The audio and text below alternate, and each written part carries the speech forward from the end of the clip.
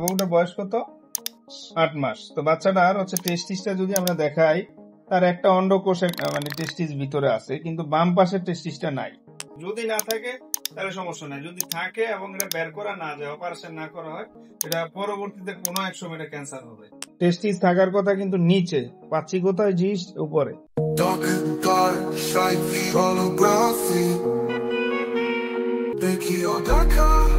আসসালামাইকুম, আশা করি সবাই ভালো আছেন। বউটার বয়স কত? 8 মাস। তো বাচ্চাটার টেস্টিসটা যদি আমরা দেখাই, তার একটা অন্ডকোষের টেস্টিস ভিতরে আছে, কিন্তু বাম পাশের টেস্টিসটা নাই।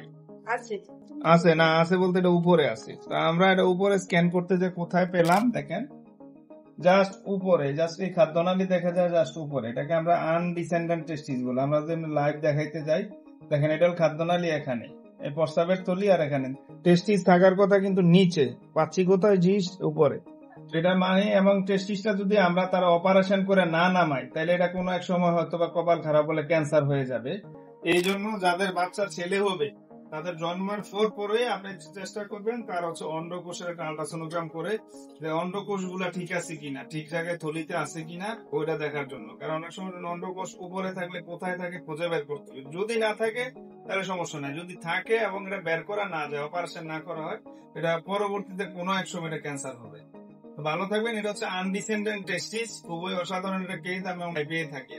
ভালো থাকবেন। Dark and dark, side holography. Thank you,